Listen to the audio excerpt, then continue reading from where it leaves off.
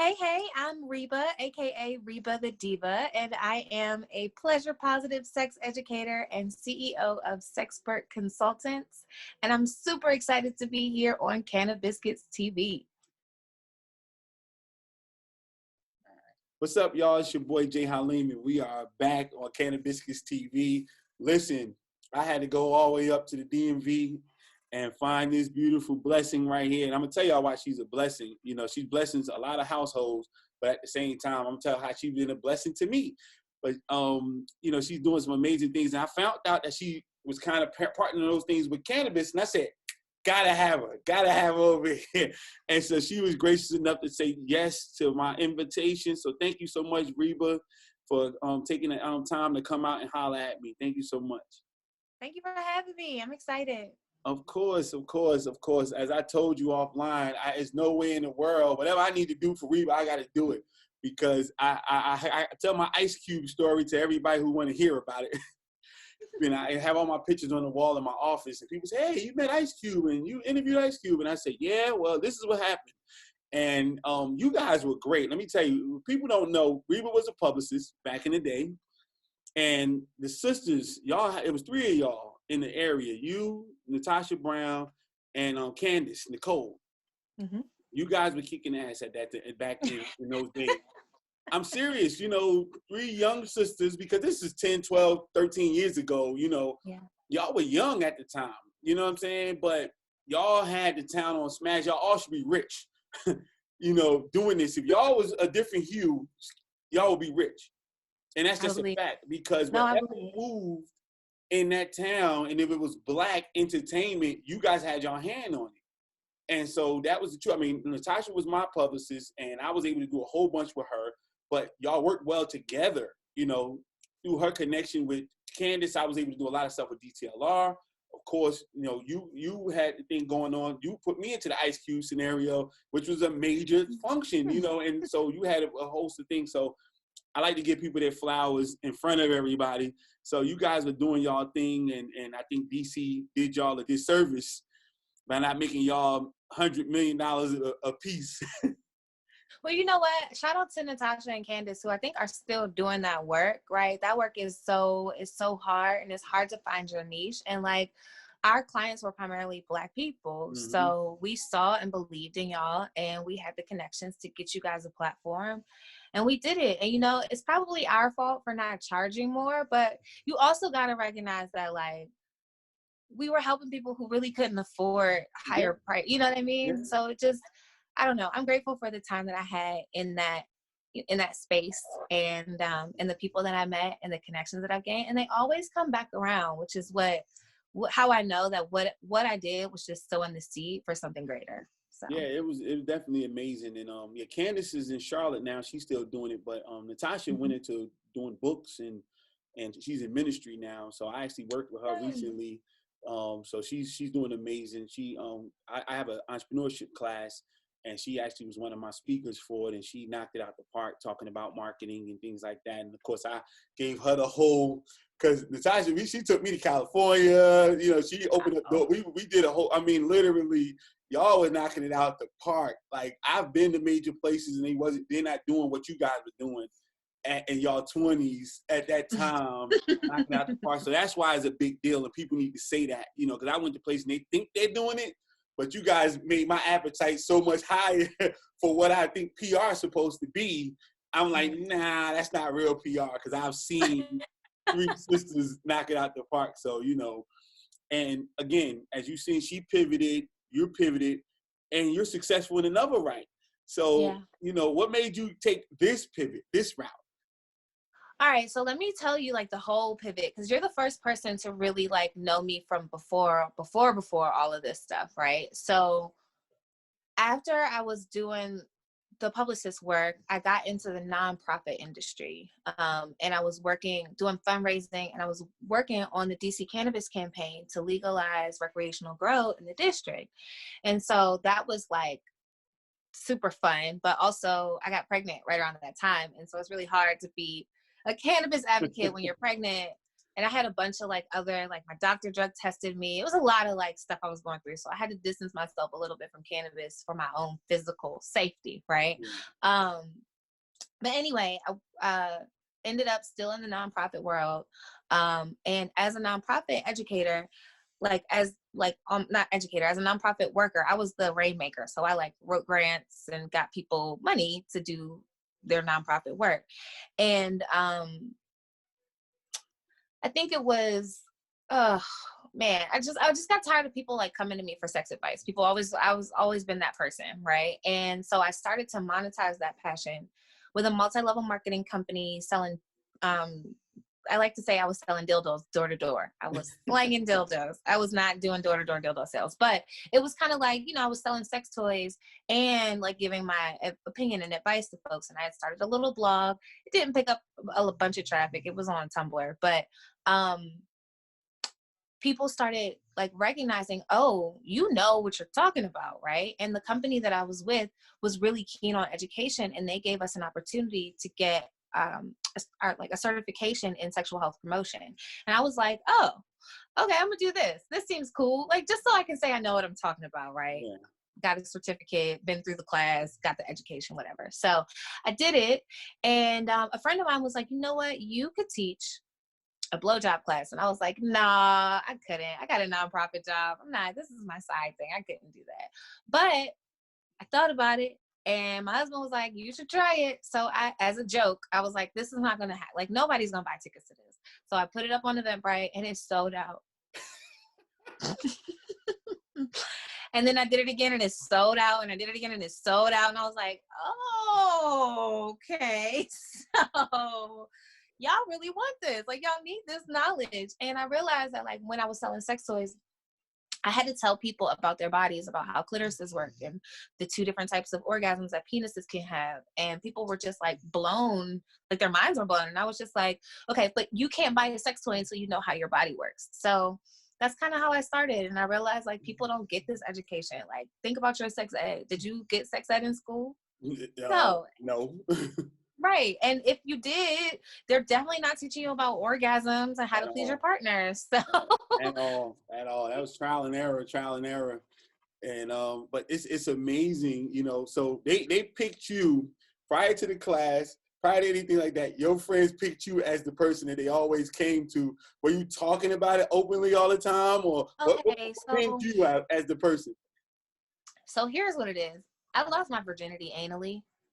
Not because of any like, I was saving myself. I just didn't know. I was really uneducated, right? I had seen porn and I thought when you're hitting it from the back, you're actually hitting the back from the back. And so it was a really not enjoyable and very painful experience. And so I came and I told all my friends about it because like they were talking about how it should be painful and like, virginity and blah, blah.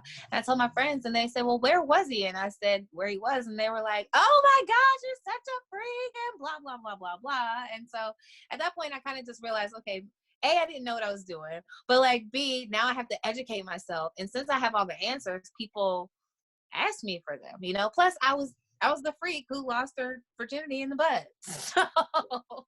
But we're Black people, so we hear about the other communities who say that that's supposed to be acceptable, and everything's acceptable except for vaginal penetration. That. Oh well, you heard that? Yeah, because if you have anal sex, you're still a virgin. That's not true though. And we all know. So that's what I'm saying. So in the Black community, you've heard other communities talk about that and things of that nature. So were they looking at you like you were going in their direction, and that's why they called you like that?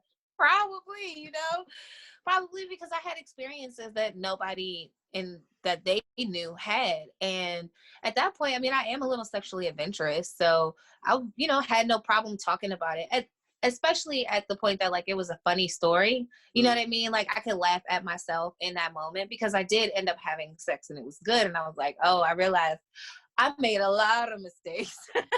So, and I was happy to tell anybody, who would listen so that they wouldn't have the same experience that I did, because that wasn't fun. What's up with the guy though? He didn't. I loved him. Like he was like the first person to ever break my heart, and And I think we didn't know, we really didn't know He what we didn't were know doing. either. So he didn't know Mm-mm. either. Okay. No. All And he right. was older than me. See, this is why education is important, because I'm just trying to figure out, like, he didn't understand, because, we talk. And Yeah. I don't know how old you were at the time, but you have, these are locker room conversations. These are the old heads talking in front of you. And then you said you watched the movies, and like we wasn't supposed to probably at that time. And then you're watching the movies, and it's like, this can't be nothing like what's going on in the movies. Well, okay, okay. So we didn't have lube, and so we knew that we needed something, and so he used lotion, but the lotion was lotion with aloe, Oh, and like if you've already like stretched out and like got like if it's already sensitive back there, that burns a lot. yeah, But wow. we didn't know any better. So, and you don't know what you don't know. Like there's whole grown ass people in this world who are out here using Vaseline and baby oil as lubricants because they really just they don't know any better. And so that's why I'm so proud of the work that I do, because hopefully, somebody sees an interview or takes a class and learns that, like, oh, maybe I didn't know what I was doing. Let me teach somebody else how to do what we should be doing. So they're watching too much television and too much porn. I mean, porn teaches us a lot about like what sex is supposed to be like, but we don't realize that like these people are paid actors, and this is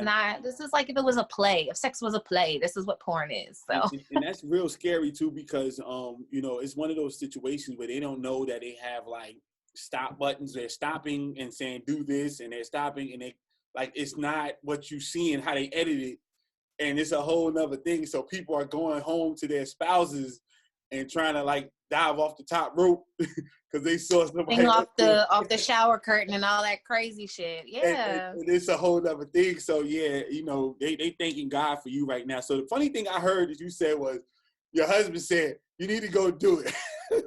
So what was his philosophy behind it? He's really like supportive and open, and we've known each other for a really long time, 17 years. And he was like, you should do it. You have something here. Like we had done a focus group with my friends, and my friends were all talking about it, and he was telling me how they were talking about it even more on Twitter. And I was just like, okay, well, and I mean, he saw the trend, and this was like before Issa Rae and Insecure. Remember on Insecure, they had done this kind of the same thing. This is well before that. But he saw it, and he was like, no, you really are like changing people's lives, and you should do this. I actually was working for a nonprofit, and I got laid off because the administration's changed.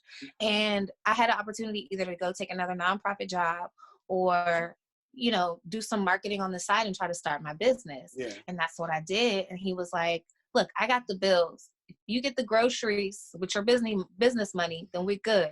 Like we're good. Love it. And I mean, I can make $100 a month, like in my sleep. So even if it was just with marketing clients, and I just want to be honest about that. Like I did still have marketing clients, like to help support my business as an entrepreneur. I didn't just jump into entrepreneurship and see success and it was like hunky dory. No, it was days where I was like, oh my God, we need groceries. I'm glad you're being real about that, because a lot of people don't, and for future entrepreneurs, they need to hear that, because everybody, again, their story is just like the porn we were just talking about. It's polished, they see the edited version. Nobody's seeing the behind the scenes portion. So I definitely appreciate that. I asked a question about your husband because, you in grown folks conversations, especially when you have people having some drinks. We've been in situations where I had a buddy say something like, we're just talking about, each household. And then he referred to his wife as Superhead. And, nobody expected that, and everybody just kind of looked at him like, and anyway, he just kept, we just kept it going because we love each other like that and we all good. It was no thing, but you just never think that he would say that. But, the drink went there. And so I didn't know if hubby was like, you better tell them because what's going on. That type of thing. I mean, you know what? Maybe. I don't know. I don't really know why he was so adamant, but he definitely was like, you should do this. So yeah, he gonna beat me up when he hit his interview. But still, it was just one of those things where we all had our mouth open because you talk, but you try to be as as PG as possible to keep your household intact or what have you. But he kind of just went there like, yeah, he's like, oh, hold on. So and the man is proud. Y'all let that man be proud of his wife. Okay. We definitely let him live. But even she was like, I didn't expect that. Oh, wait, she was there? Yes, we always there. That's what I'm saying. It's like a bunch of couples, and he just went there with it. You know what I'm saying? So I was like, well, maybe that was a situation. He was like, yeah, look, you go, you know what you're talking about, And for me, I would have been all about the money. I'd have been like, well, hey, look, go ahead and handle that. Yeah, there's money to be made. He as a side hustle, it really did help us pay for our marriage. Like our wedding was paid for because of my little side hustle, and we did a week in Vegas. I love it. So, I love yeah. it. So your first class, you tell me about it. Were you nervous? Were you excited? How did that go? So my first class was at WeWork in Chinatown in DC, and I wasn't nervous, although I was using the conference room at my job to do it. But it was the weekend, so like none of my colleagues worked on the weekend. So I was using the conference room at my job, and so that was the only thing that made me nervous. I was just more like, are people going to feel like they got their money's worth out of this class? It's a 2-hour class, and I was charging $40. I still charge $40 for it. So it's like $20 an hour for my time. And well, with 10 people, it's a little more than that. But so it was, I was really concerned about like, will people come to this and will people feel like they got value out of it? And yeah, those first 3 classes really solidified it for me. I actually had, there was a woman who came to my class, my second class ever. Her name was Sarah Frazier, and she's a DC radio personality. And she was so impressed with the class that she invited me to her podcast. She had a live podcast performance at the DC Improv, and she had me on as her very special guest. And I think a lot of she had a really, really huge platform. And that whole year, and even like maybe 3 to 6 months after that, I sold my classes it was hard to get a seat in my class because people heard about it, and my conference room could only accommodate 10 people. So you had to go ahead and step it up a little bit. Yeah. So what's your best testimonial that you got so far? I got a text message from a woman, a very Christian woman at that. And I try to step very lightly around sex and religion because I was raised as a Christian, and I recognize that there's a lot of feelings of shame and guilt and not knowing and not understanding that people have, especially when their religion, controls their sexuality, right? And so I had one of my clients who took my class privately text me and say, "You have no idea, you just saved my marriage." Wow. And she was just like, in our class, she was telling me that they were having problems and that he wasn't feeling very sexually attracted to her. And I left her house. This is back when I was doing house calls. I left her house, and literally maybe 3 days later, she was just like, "I can't believe this. I'm telling everybody I know about you." She tried to get me to come to the church, but the church was like, no. Progressive. Talk about progressive ministry, right? But yeah, and that's why I do the work, is so that people can find transformation. And it wasn't so much that I saved her marriage and that I taught her how to swing from chandeliers. It was that I taught her the stuff that she just didn't know about herself and about her partner. So. Yeah. No, I think, look, again, I was, I might have said it in jest, but you are really changing lives because, again, a lot of people don't like to talk about this portion of their marriage, especially not open, and then so when they find somebody that they can, trust or feel comfortable with. And I think that more people should do this. So do you find that the demographic, as far as Black women, the white women, how's your demographic, Honestly, it's all over the place. I would say it's 50-50. Okay. Sometimes I have classes full of white women. Sometimes I have classes full of Black women. This is really just the nature of who bought the tickets. So what's the difference? What do you see in the difference in when you have a class full of Black women and a class full of white women?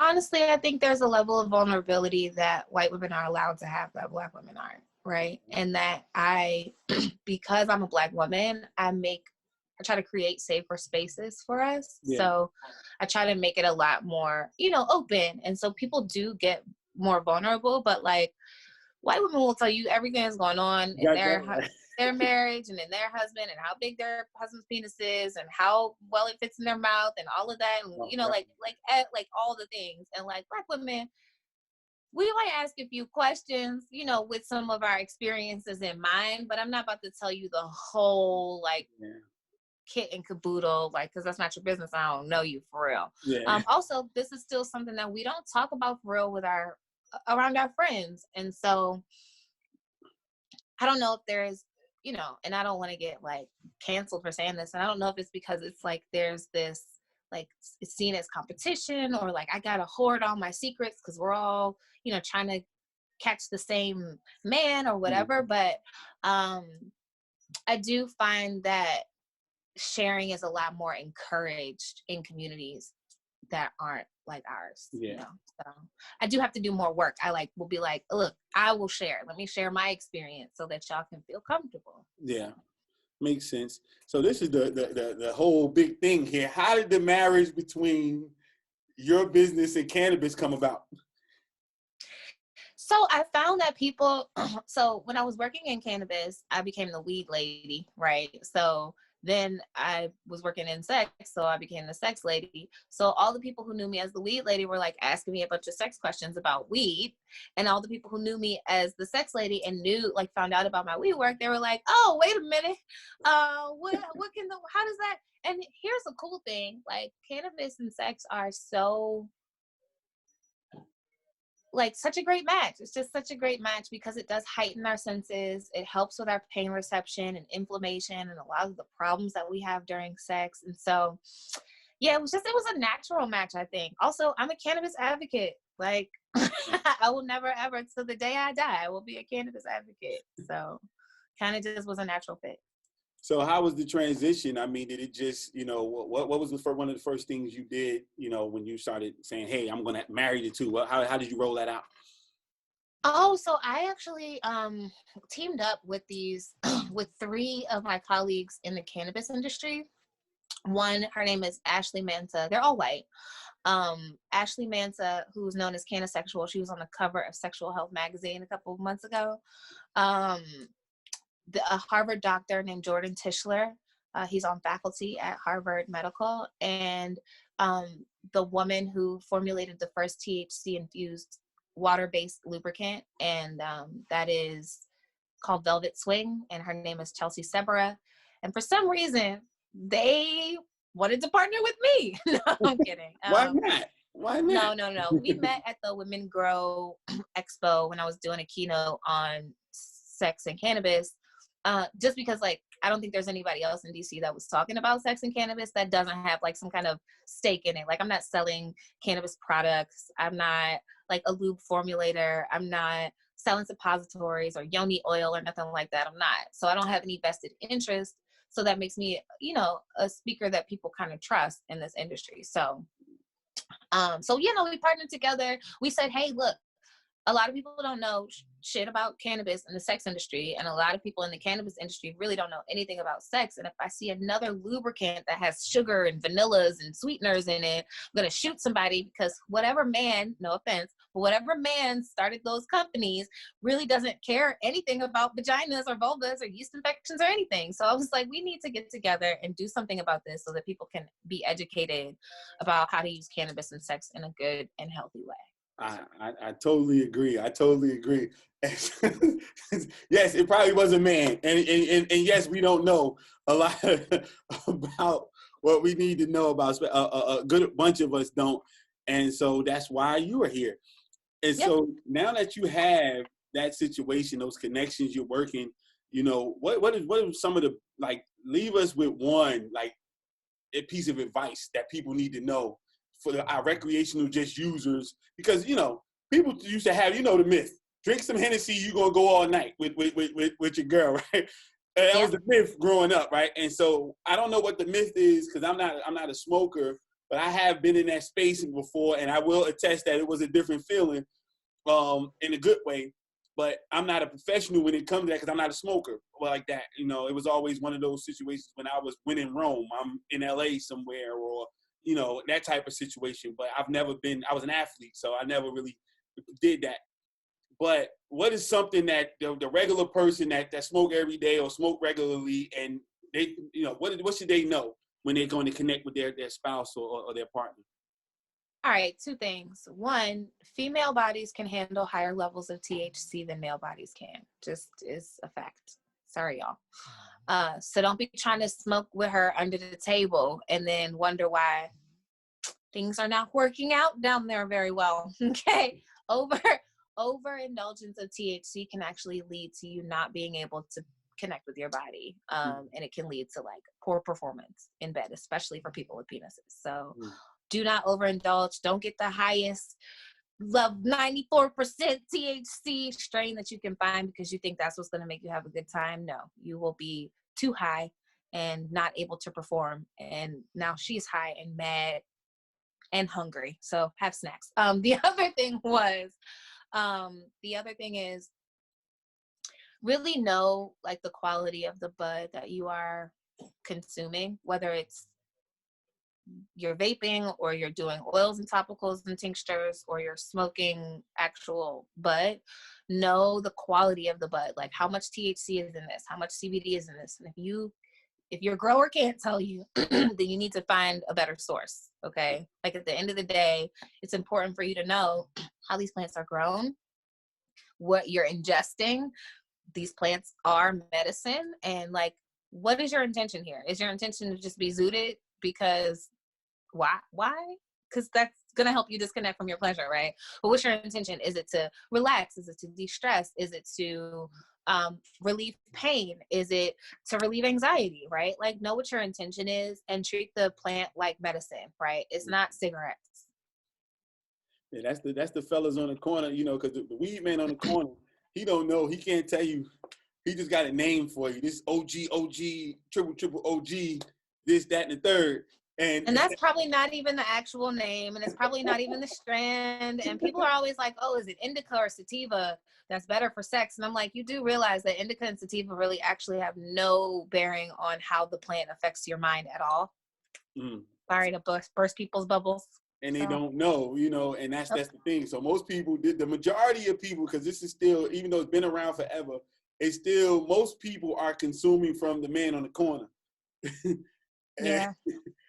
Well, until they like actually legalize it, it's going to be that way because it's just access is hard. Like you either got to register with the government to like buy it legally, or you got to find your man's on the corner, and God knows where he got that from. So exactly. And I started looking at how they have, you know, like the different bugs in it if you don't grow it properly, and I'm like, man, boy, they've been smoking these bugs for years, you know. Right. You know, the sad part is like, all right, so in DC, we had to go the recreational grow route, which means anybody can grow cannabis in the district and they can gift up to 2 ounces to people. They can't sell it though. Right. But with that recreational grow did not come education, did not come, you know, cultivation education, did not come entrepreneurship and like safety education for these folks. So we are still very much on this coast, very much behind the curve. Like when I talk to folks in California, it's like being in elementary school and like sitting in a room full of college students and you're like, oh wow, decarboxylation, what in the world is that? Like exactly, right? It's an SAT word. Yeah, but I don't know. I'm slowly trying to bring that education over here to the East Coast. It doesn't make it, because so much is happening in California so quickly. It doesn't really, the news doesn't get over here quick enough, you know? And so just trying to be a amplifier and speaker, like megaphone for the folks who are really doing good work in this industry. I love it. So, you know, we in COVID like everybody else. Did it make or break your business? Made it. I'm in London now, in California, Miami. Ain't left the comfort of my home. And I'm doing work. I'm seeing one-to-one clients that I wouldn't have ever been able to see if I was still in person. I'm getting a lot more inquiries. People are a lot more likely to show up to a blowjob class if they can keep their camera off, you know? So things that I never really thought about in terms of going virtual have really like changed my whole, I don't think I'm going back into an office, right? I think I'm just always going to do virtual. And honestly, the price of my in-persons is going up because I don't have to be in person anymore, right? Like I learned this year or in the pandemic that I don't have to do as much as I've been doing, and I can still have as much, if not more, impact because I'm not doing as much, you know? I totally understand. So when is the first Reba product coming out? Oh man. So I don't want to get into products because I want people to trust me, right? It's hard to trust a person who's like, I am an expert, but buy this thing from me, right? I am coming out with a podcast next month. Okay. And it is about the business of sex. And I interview a bunch of people in the sex industry. Like when you think of sex work, what do you think about? Well, first thing people think about is prostitutes. Right. But I'm a sex worker.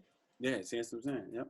Right? Sex pays me. So I'm doing a podcast about like exploring what is sex work outside of just prostitution and escorts. What does that look like? And even like talking to prostitutes and escorts, although I do not like to use that word.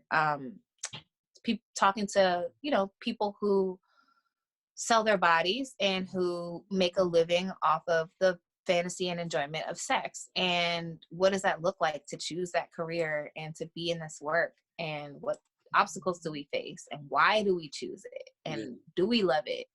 Because I think a lot of people also think that like people who go into this work, into sex work, don't choose it. They are like forced into it. And that's not sex work, that's trafficking. So there's a big difference, and we talk about that on the podcast. So it comes out next month. I love it. You know, we starting off the year, we in 2021, we right, you know, what's going on outside of the podcast? What can people expect for the rest of the year? Just continued virtual programming. We got all of our workshops available online, both live and like self-paced. So if you don't want to be in a class full of folks, or if you just want to spend 10, 20 minutes a day learning about how to please yourself or your partner better, check us out. We're doing more than just oral sex classes now. We have couples workshops, and we have just like sex positive events like our Women Uncorked. So check us out, sexpertconsultants.com. So it is, I got it here. What was your biggest criticism from a man? My biggest criticism, like the biggest like sexual complaint. Yeah. No, I'm talking about from like a husband or somebody, or yeah. Cause I think the biggest complaint that I get from men is that their partners just want to rush right into it and just, you know, wham, bam, thank you, ma'am. Which I thought was weird because I was like, isn't that what y'all want? Like, isn't that? No, it's not. There's so many men that come to see me because their partners are like, their female partners are like, yeah, I just wanted to be done with. And they're like, no, but I want to take my time and I want to go slow and I want to do it right. And I just, you know, kudos to those men. That's all I want to say. But yeah, those are the men who are typically seeking me out. It's like, you know, I really want to bring more enjoyment to my partner. I want it to last longer. Yeah. So. And so any of them, are you telling them that sometimes it doesn't have anything is it a medical issue or something like that? Or they need to have some cannabis? So. Well, okay. So yeah, sometimes it is like that, especially for people with clitorises who are having trouble getting aroused. Cannabis can really help, especially topically, can really help. But for them, I mostly like the answer is really in the women, right? If these are men who are with women, it's like the women have been conditioned that this is what sex is supposed to be. It's supposed to be, we lay down, we get straight to the point, and it's done. And like, I get it because it takes us about 20 minutes to reach orgasm, right? From partnered sex. Whereas for men, it takes about 6. So of course it's like, we just want to get in and get done because it's going to take 20 minutes. We got to hurry up and get out of here. Right. And so teaching them how to slow down and know that like their pleasure will still happen, even if they slow down, has been my work, which is why you see a lot of the stuff that I do geared towards women, because we don't know our pleasure, right? We don't know how our clitorises work. No one has taught us these things. Most of us don't know that 90% of the clitoris is on the inside of the body. That little nub on the outside is just the tip. And so, and they don't know how their pleasure works. So it's really hard if you don't know that stuff to communicate that to your partner, right? So how do you say, oh, okay, this is how my orgasm works if you don't even know? Yeah. So as a woman, it's easy for me to teach other women how their pleasure works, and then also to teach men how our pleasure works too. So. That's just so funny. I tell people all the time, we had these conversations because, we kids, they talk about it. So we were kids, they talk about it. And so many men were abused and they didn't have a clue why they were being abused because they felt like I couldn't satisfy her. And the thing is, she couldn't tell you how to satisfy her. And so it was a lose-lose scenario going into it, so I got to thank God for you and for the lives you saving, because they feel like going to somebody else is going to do it. And it might not be somebody else. It might be actually you or just getting that education. So it's a big deal. And it's something that people need to know and take seriously. So y'all heard, give us the website one more time, Reba. www.sexpertconsultants.com. And what's your social medias? Oh, on all things social, I'm at Reba the Diva, THEDIVA. Okay. And listen, go ahead to her, get you something to smoke or eat. Yeah. And go ahead and go ahead and buy one of them classes. Buy 2 or 3 of those classes. And then if it's not, you're not getting it from that, then you get her personally. And go ahead to one of her functions and stuff like that. So thank you so much. This has been great. Education for me, education for everybody that's going to be on here to hear this. Again, thank you for what you've done for me years ago. Yeah. Thank you for sharing that. That makes me feel so good. Thank you. No problem. No problem. You guys, I told you I was going to get super exclusive today. And she definitely didn't disappoint. Y'all know how to find us on all social medias, Canna_Biscuits and www.cannabiscuits.com. Cannabis Biscuits TV all on YouTube. Log on, follow us, subscribe. Y'all gonna catch people like Reba. See? Thank you so much again, Reba, for coming on, and congratulations for all your success. Thank you, and you too. Thank you. No problem. See y'all next time on Canna Biscuits TV. Talk to y'all soon. Peace.